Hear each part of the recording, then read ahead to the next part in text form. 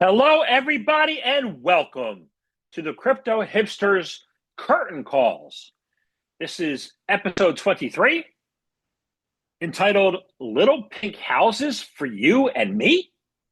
How Independent Creators Can Trust the Crypto Industry Again. This podcast is a compilation of 4 Crypto Hipsters podcasts from seasons 6 through 8. This particular episode, I have 1 guest from season 7 and 3 from season 8. The first guest is the founder and CEO of Mona. His name is Justin Melillo. Justin and I spoke on April 2024, just before consensus that year. We discussed building immersive platform for creators by creators. And that was a wonderful conversation. The next conversation was my first video for creation for season 8. The first person I talked to on video from that season was Armel Leslie. Armel is an executive managing director at RF Binder. We talked about how to build a brand people can trust in nascent industries. Crypto still is a nascent industry, or at the time it was. It's getting a little more adoption now, and becoming more mainstream, but it's on its way.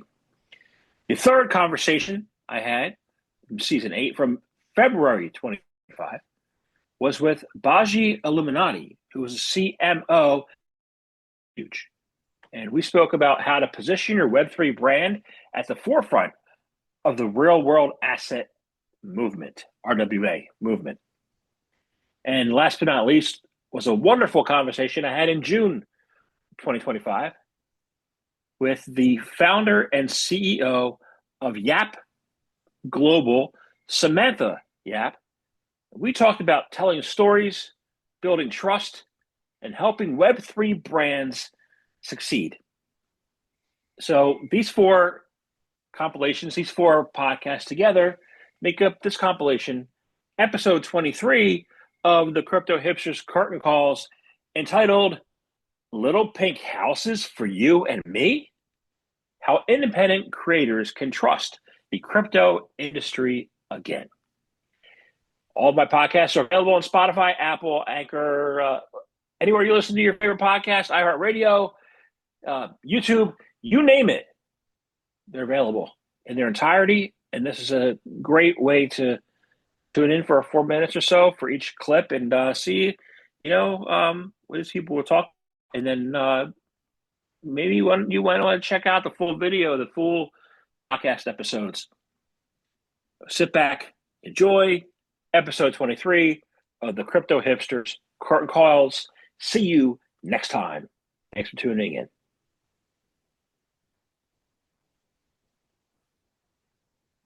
So I want to look at your background includes animation, over the years, I was a cartoon fan. When I was a kid, I loved the Smurfs, Oh yeah, yeah, of course. but now I Yeah, go to the movies and like the animation looks like real, right? yeah, yeah. It's come So, a long way. so what it has, I mean, what do you think the future of animation and VFX or VFX professions? Mm. Yeah.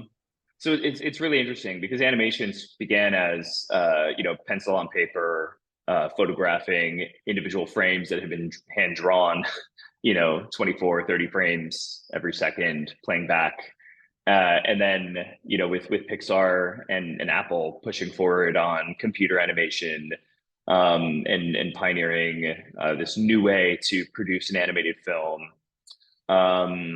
We can kind of now see the future of this going beyond what has traditionally been known as like offline rendering, where typically like today, if you're in an animation or film studio, or even if you're just an indie creator, if you're using a software like Maya or Blender and you want to produce an animated short, typically you have to render each frame individually, and the computer does a good job of just batching all these frames together and then playing it back in a video. But what we're watching is actually like 30 frames a second in front of us, 30 frames being shown every second.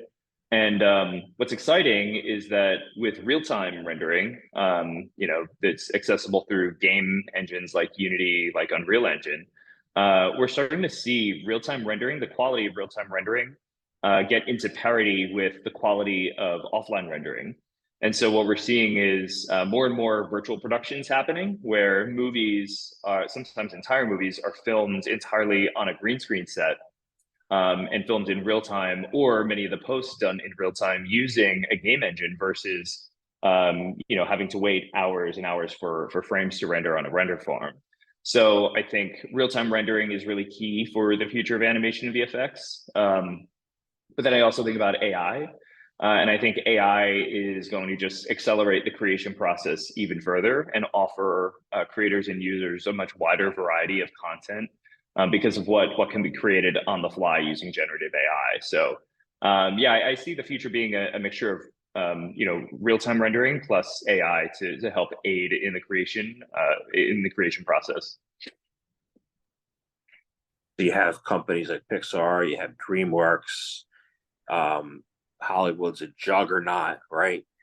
Yeah. Do you see the evolution of the independent creator getting, these movies out there in the same way because the tools are level on the playing field? What do you see there? Yeah, absolutely. I think Hollywood. I don't see Hollywood going away, but I definitely see more of an opportunity for independent creators to become successful because of the tools just having become more accessible over the last decade. So now is really one of the best times to jump in and become a 3D or immersive creator. The tools are cheap, or pretty much free for anyone to go and create their own immersive real-time content. And now very easily, you can spin up your own short film or your own film just using your own laptop without requiring much more than that. And so I think we'll always have different types of content. Again, I don't think Hollywood's going away. They built a really amazing machine and they have some of the world's best writers and talent that are creating content. But I do see a much larger opportunity today for independent creators, especially when you consider the viewing behavior and the consumption behavior of users today, with people getting more and more accustomed to viewing short form content, attention spans getting shorter. So I think there's a big opportunity for independent creators to continue to push out content and grow a following by just producing more short form content. Part of mythology is this idea that only crypto natives should be in the industry, right? And you said traditional players are getting in. So what's the importance of building a brand we're in a new industry, so nascent industry. What's important to retain trust in that industry, and why is this industry not just for crypto natives? Yeah, look, I mean, again, this is for everyone, right? If you believe that monies and commodities and everything's going to become digitized over time, then everyone's going to be involved in accessing this technology over time, right? And I think that native brands have to, as you say, they have to build trust. They have to lead with education. They have to educate this next cohort of users as to what the benefits are, right? And the traditional players are obviously much better at that. They have bigger budgets. They have seen the benefits of building brands over time and building trust over time. And I think, those firms with the biggest content engines, if you would, are going to be the ones who are going to thrive, the ones that are putting out content consistently, both their own proprietary content, and in addition to educating, folks such as yourselves, getting on podcasts, being on broadcast, being in the media in general, speaking at conferences, because everyone has to make the case. Everyone has to make the case for adoption. It's much easier now when Bitcoin's hitting 100K, but there'll be bear market cycles again, and there'll be other incidents that will happen, where people will look to kind of clamp down on this. But ultimately, if you're going to be a leader, you have to be at the forefront of this, and you have to take the time to educate, and obviously not just pump your own book, but help people understand, what's going on, right? And the importance of content is critical. I mean, look at Robinhood. I mean, Robinhood now has their own media organization, right? Basically, their own digital publication. A16Z, the big VC fund that's very active in the space, has very, it's been for a few years, been very involved in building their own content and, hiring an ex-Fortune editor a couple of years ago to go and help them do that. So people are realizing that there's a combination of obviously being out there in the third-party media for validation, but in today's day and age, you can become your own publisher, right?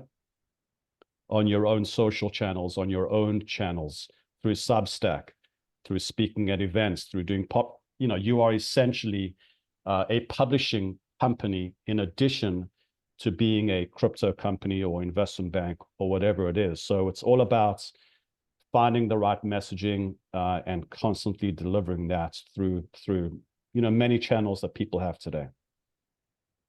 There is a dichotomy there, right? So you got to trust somebody.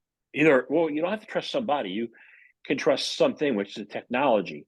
So blockchain was created so you don't have to trust anybody. And so you're saying is trust is important. So what's the trade-off in that dichotomy between not trusting anybody and trusting everybody? Yeah, look, I think what these brands have to realize is that the average person, myself included, is not going to understand the deep in the weeds technology behind a lot of cryptographic technology and blockchain technology and everything else. And we don't have to, right? It's like when you go buy something on Amazon, you hit buy and you buy your sweater, right? But you don't have to really understand what's happening on the back end with the payments and the logistics and everything else. You just know that you're going to hit buy. In 2 days, a package is going to arrive at my front door, right? But I trust Amazon. I trust them to deliver, right? So I think, companies, again, don't have to get that deep in the weed where they have to think that everyone has to understand the ins and outs as to what they're doing and how they're doing it. They just have to simplify the message and help their users understand why it's good for them, right? It used to cost you $54 to wire money from South Africa to the US. Now you can do it for 15 cents using a stablecoin. That's all someone has to know, right?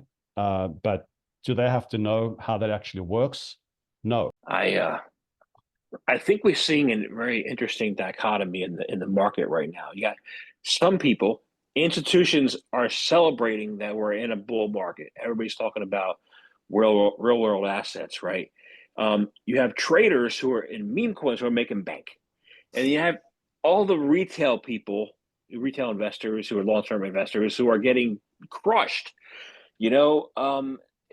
I don't understand the market right now, but it seems to shift more towards RWAs on the institutional side.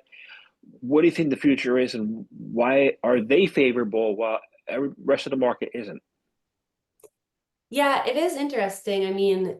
There's a couple layers to unpack there. One, the meme cycle is real, and people can come in and they can make a lot of money.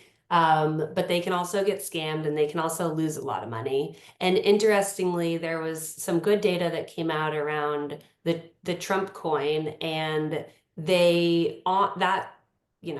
launch of that coin on-ramped a significant number of new users that had never participated in crypto trading before. But then what they saw when they dug a couple levels deeper was that they didn't do anything after that. So they didn't get excited and start looking at other coins or start doing research or start investing in other areas. They parked their money in Trump coin and probably lost quite a lot of money, or hopefully didn't. But the question there is, does that actually bring positive sentiment to the industry? Does that bring new users, and does that bring new excitement, and does that bring the energy that we want to institutionalize the work that we're doing? So there's varying views and opinions on that cycle. But what we view is that with the volatility and with the craziness, it highlights the importance of stability and real yield and the true work that we're doing. So generally, the marketer in me says all PR is good PR. So there's energy and there's excitement and there's conversation happening around what is crypto? Why is everyone talking about it? How do I get involved? What does this mean? So there's that pull of it being talked about in mainstream media and it being covered across various news cycles. So the work that we have and the focus that we have and the sentiment generally shifting on chain is that fundamentals will outweigh speculation. So there will always be the level of speculation through crypto. People love that. But there's also just this greater recognition that these products that are around for the long term that are safe and stable will have staying power. Paired on top of that with the more institutional side of it, which you mentioned, and seeing regulatory tailwinds and really positive news coming from the Trump administration and a lot of the new folks that he put in place, is again back to my decoupling of the cryptocurrencies and that trading world compared to the blockchain technology that these asset managers and the institutions are using. So on the latter end, on the institutional side, there is a renewed excitement and there's a very strong vibe shift around what we expect will come out of the US and a shifting movement away from regulation by enforcement and towards regulatory clarity, and a bubbling excitement of bringing innovation back to the US and really unlocking and encouraging moving fast and once again becoming the global leader. So, long answer short is there will always be a place for speculation in crypto, and that keeps it fun.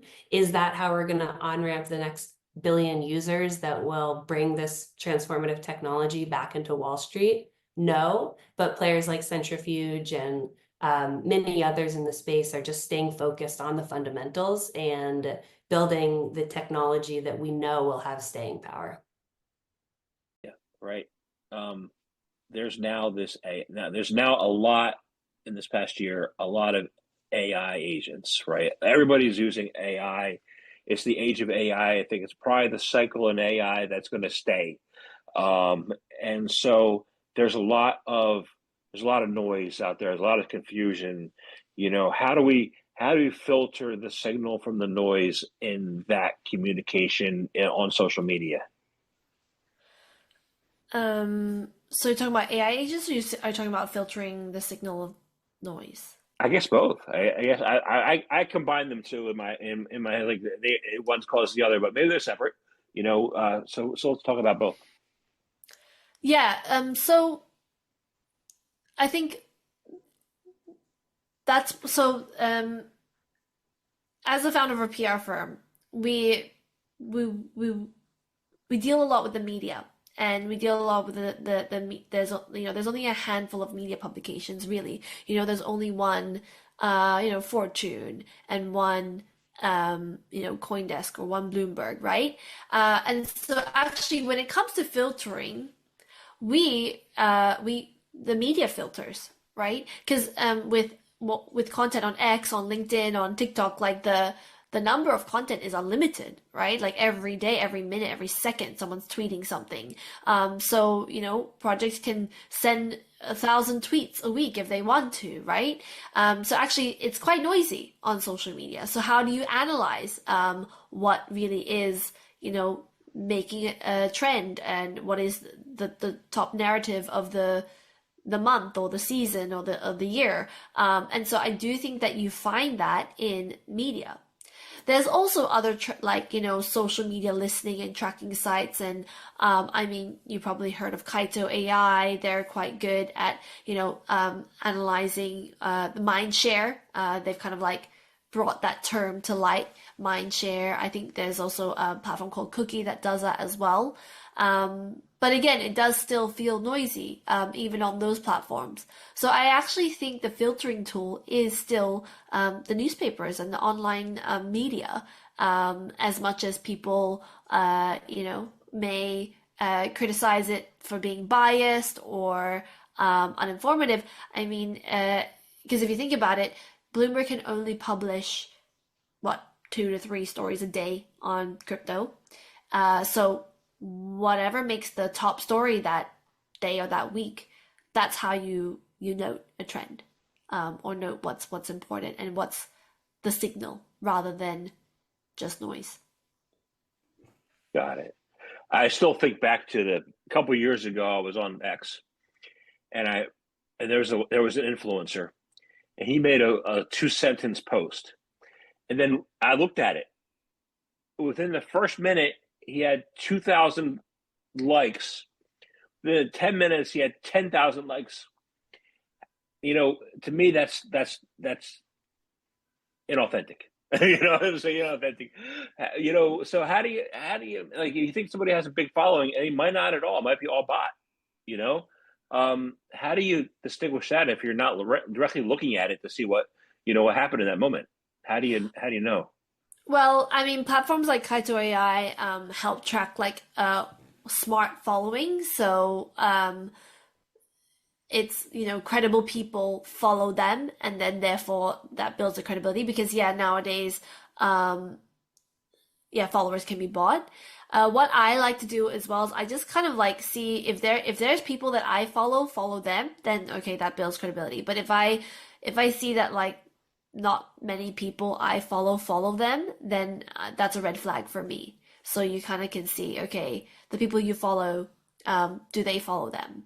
That's how you gauge credibility on X.